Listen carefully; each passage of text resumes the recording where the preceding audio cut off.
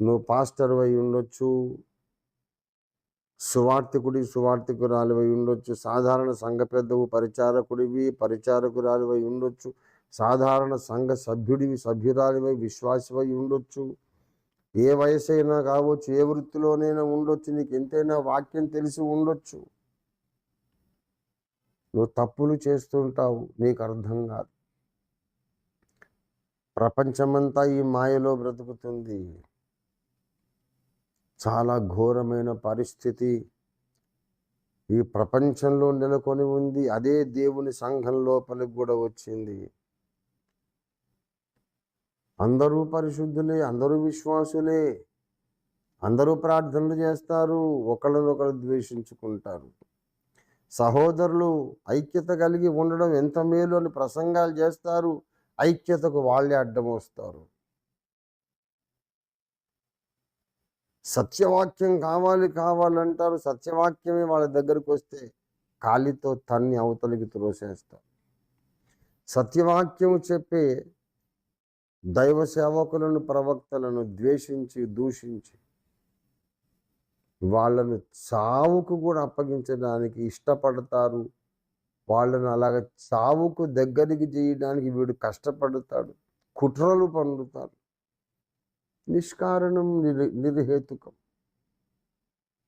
ఎందుకా ద్వేషము అంటే నిత్య చీకటి దూరింది. సాతాను ఈ చీకటి పొర, ఈ చీకటి తెర, ఈ చీకటి దుప్పటి వాళ్ళ మనస్సాక్షుల మీద కప్పేశాడు. వాళ్ళకి తెలియట్లేదు. దేవుని కార్యాలు పాడు చేస్తున్నాడు, దేవుని కార్యాలకు శత్రువుగా నడుచుకుంటున్నాడు. కానీ నేను చేసేది మంచిది అనుకుంటున్నాడు. తుదకు అది మరణమునకు దారిది. ఎందుకు ఇలాంటి పరిస్థితి దాపురించిందంటే సాతాను వాళ్ళ మనస్సులకు మాయ కమ్మేటట్టు చేశాడు. వాడు మోసగిస్తున్నాడు జనాలను. ప్రకటన 20వ అధ్యాయము చూడండి. ఇక్కడ ఒక దివ్యమైన మాట కనపడుతుంది. పరలోకము నుండి ఒక బలిష్ఠుడైన దేవదూత వచ్చి సాతానుని ఇనుప సంకెళ్లతో బంధించి 3వ వచనం చూడండి. ప్రకటన 20వ అధ్యాయం 3వ వచనం. ఆ 1000 సంవత్సరములు గడచు వరకు ఇక జనములను మోసపరచకుండునట్లు అగాధమును మూసి దానికి ముద్ర వేసెను. సాతానును బంధించి అగాధ కూపములో బాటంలెస్ పిట్లో పడవేసి దానికి మూత వేసి ముద్ర వేసి వాళ్ళని బంధించాడు. ముద్ర వేసేసాడు. Nobody can open the seal. ఎందుకంటే జనములను వాడు మోసము చేయకుండున్నట్లు. మళ్ళీ 1000 ఏళ్ల తర్వాత వాడు విడిపించబడితే వాడు ఏం చేస్తున్నాడంటే 8వ వచనం చూడండి. ప్రకటన 20వ అధ్యాయం 8. వాడు భూమి నలుదిశల యందుండు జనములను సముద్రపు ఇసుక వలె ఉన్న గోగు మాగోగను వారిని మోసపరచి వారిని యుద్ధమునకు పోగు చేయుటకాయి వాడు బయలుదేరును. 10వ వచనం. వారిని మోసపరిచిన అపవాది. వీడి పని అదే, మోసం చేయటం. వాడు పాస్టర్లను మోసం చేస్తున్నాడు, సంఘ నాయకులను, సంస్థల నాయకులను వాడు మోసం చేస్తున్నాడు.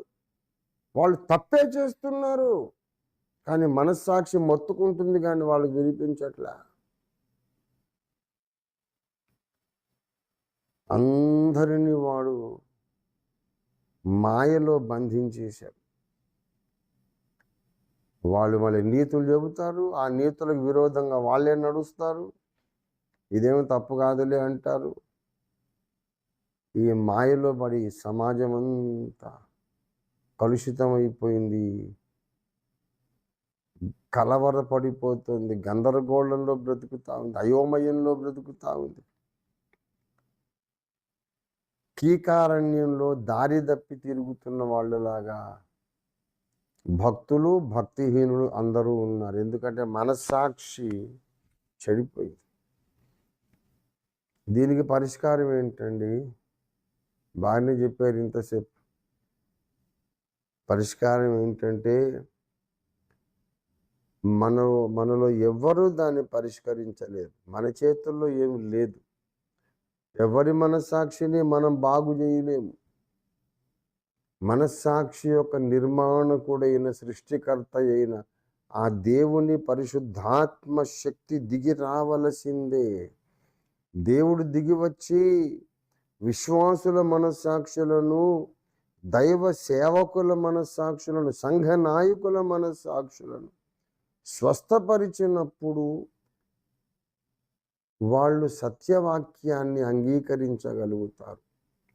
సత్య ప్రవక్తలను ద్వేషించకుండా ఉండగలుగుతారు.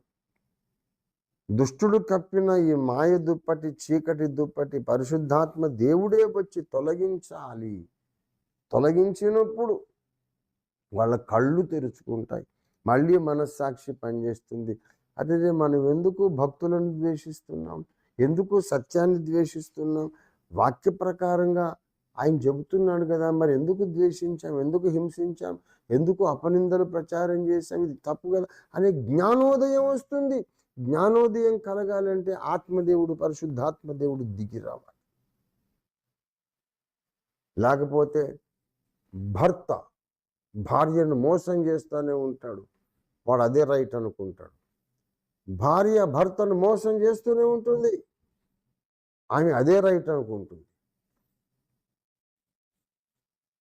సంఘ నాయకులు, బోధకులు సత్యవాక్యానికి వ్యతిరేకంగా పోరాడుతూనే ఉంటారు, వాళ్ళు అదే రైట్ అనుకుంటారు, అదే కరెక్ట్ అనుకుంటారు. ఈ ఘోరమైన పరిస్థితి మారాలంటే పరిశుద్ధాత్మ దిగి రావాలి. ఆయన రప్పించాలంటే మనం ప్రార్థన చేయాలి. మన చెయ్యి దాటిపోయింది పరిస్థితి కనుక చేతులు ఎత్తేద్దాం. చేతులు ఎత్తేసి ప్రార్థన చేద్దాం. మాకు చేత కాదయ్యా, మా చేతులు ఎత్తేసాం. పరలోకము నుండి నీ చేయి చాపు, నీ చేయి చాపు, నువ్వు దిగిరా తండ్రి. సాతానుడు కలిగించిన ఈ ఘోరమైన ఉపద్రవాన్ని, ఈ డ్యామేజ్ని, ఈ నష్టాన్ని నీవే పూడ్చడానికి దిగిరా పరిశుద్ధాత్మ తండ్రి అని ఇవాళ యథార్థంగా అడుగుదామండి. రండి ప్రార్థన చేసుకుందాం.